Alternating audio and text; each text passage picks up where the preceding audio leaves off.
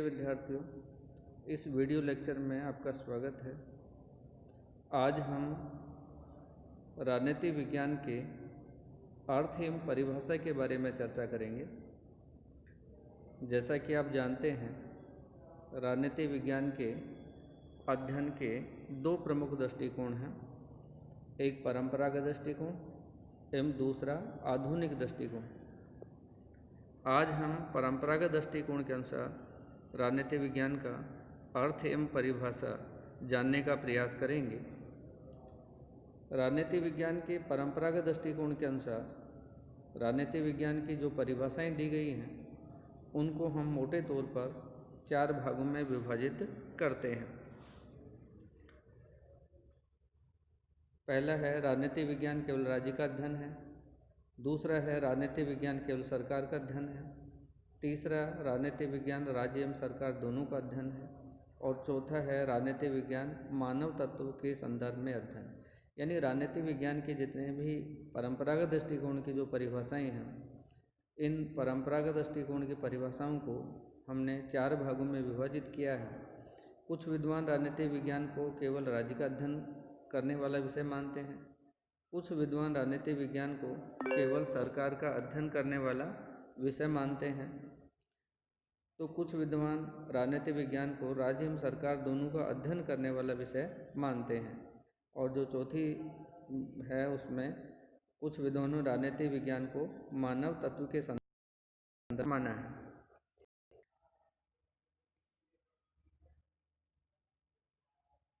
जो विद्वान राजनीति विज्ञान को केवल राज्य का अध्ययन करने वाला विषय मानते हैं, उनका मत है कि राजनीति विज्ञान अंग्रेजी शब्द के पॉलिटिक्स से उत्पन्न हुआ है, और पॉलिटिक्स शब्द यूनानी भाषा के पोलिस शब्द से बना है, जिसका अर्थ उस भाषा में नगर राज्य होता है।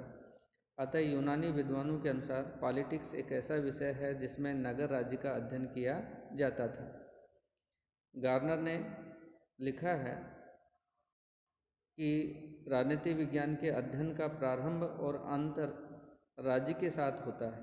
यानी जिन विद्वानों ने राजनीति विज्ञान को केवल राज्य का अध्ययन माना है, उनमें 2 विद्वान प्रमुख रूप से माने जाते हैं, एक गार्नर है, दूसरा बननसली है। गार्नर कहता है कि राजनीति विज्ञान के अध्ययन का प्रारंभ और अंत राज्य के साथ होता है, यानी राज्य से बाहर कुछ भी नहीं है। दूसरी जो परिभाषा है वो है बननसली के अनुसार राजनीति विज्ञान वह विज्ञान है जिसका संबंध राज्य से है, और जो ये समझने का प्रयत्न करता है कि राज्य के आधारभूत तत्व क्या है, उनकी आवश्यक प्रकृति क्या है, उसकी किन विभिन्न रूपों में अभिव्यक्ति होती है, और उसका विकास कैसे हुआ है।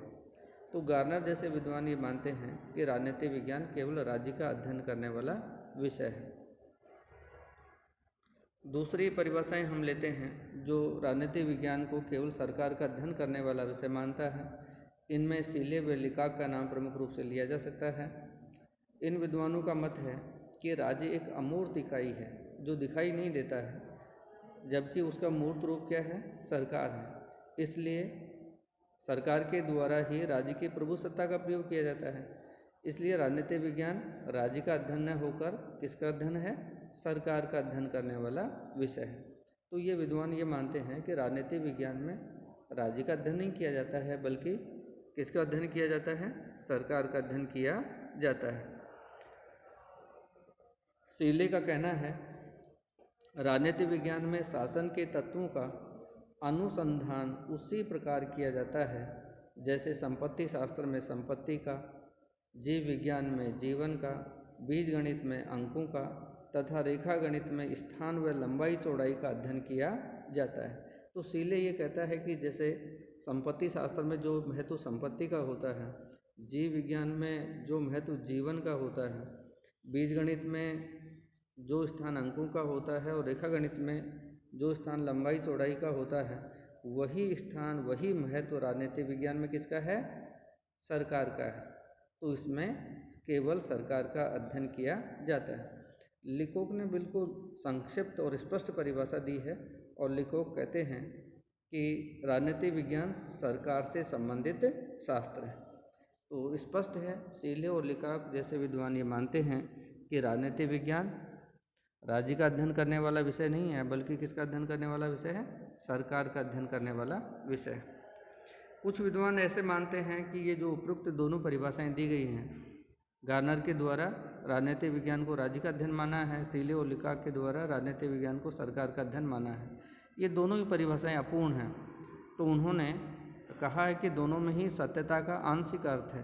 अगर हम इसके वास्तविक अर्थ को जानना चाहते हैं तो हमें देखना होगा, समझना होगा कि राजनीतिक विज्ञान में राज्य का अध्ययन भी किया जाता है और सरकार का अध्ययन भी किया जाता है। तो ये विद्वान हैं जैसे पॉल जेनेट है, गिलक्रिस्ट है, इन विद्वानों ने राजनीतिक विज्ञान को राज्य का अध्ययन करने वाला विषय भी माना है और सरकार का अध्ययन करने वाला विषय भी माना है। पॉल जेनेट की परिभाषा पर हम विचार करते हैं तो वो कहते हैं कि राजनीतिक विज्ञान सामाजिक विज्ञानों का वह अंग है जिसमें राज्य के आधार तथा सरकार के सिद्धांतों पर विचार किया जाता है। इसी प्रकार डिमॉक का मत है कि संबंध राज्य तथा उसके साधन सरकार से है। तो पॉल जेनेट और गिलक्रिस्ट जैसे जो विद्वान हैं वो राजनीतिक विज्ञान को राज्य एवं सरकार दोनों का अध्ययन करने वाला विषय मानते हैं। चौथा परिभाषा है वो है राजनीतिक विज्ञान मानव तत्व के संदर्भ में अध्ययन। परंपरागत दृष्टिकोण के कुछ विद्वानों ने उपयुक्त परिभाषाओं को अपूर्ण माना है क्योंकि उनका मत है कि इनमें मानव तत्व की उपेक्षा की गई है। हरमन हेलर का मत है कि राजनीतिक विज्ञान में के संपूर्ण स्वरूप का निर्धारण इसकी मानव संबंधी मौलिक अवधारणाओं के द्वारा होता है। तो राजनीतिक विज्ञान एक ऐसा सामाजिक विज्ञान है जिसमें राज्य एवं सरकार के साथ साथ इस बात का भी अध्ययन किया जाता है कि इसमें मानव की स्थिति क्या है। जैसा कि लास्की ने लिखा है कि राजनीतिक विज्ञान संगठित राज्यों के संदर्भ में मानव जीवन के अध्ययन से संबंधित विषय है। इस दृष्टि से राजनीतिक विज्ञान में इस तथ्य का अध्ययन किया जाता है कि व्यक्ति के कौन कौन से अधिकार एवं स्वतंत्रताएं हैं तथा समाज के प्रति सरकार की नीतियां किस प्रकार की हैं। तो जो चार परिभाषाएं, उन चार परिभाषाओं के अध्ययन से ये निष्कर्ष निकलता है कि जो परंपरागत दृष्टिकोण के राजनीतिक विज्ञान हैं उनमें राजनीतिक विज्ञान की परिभाषा को लेकर एक मतता का अभाव पाया जाता है। कुछ विद्वानों ने, जिसमें गार्नर का नाम प्रमुख रूप से लिया जा सकता है, उसने राजनीतिक विज्ञान को केवल राज्य का अध्ययन माना है। सीले और लिकाक ने राजनीतिक विज्ञान को राज्य एवं सरकार दोनों सरकार का अध्ययन माना है। और पॉल जेनेट और गिलक्रिस्ट ने राजनीतिक विज्ञान को राज्य एवं सरकार दोनों का अध्ययन माना है।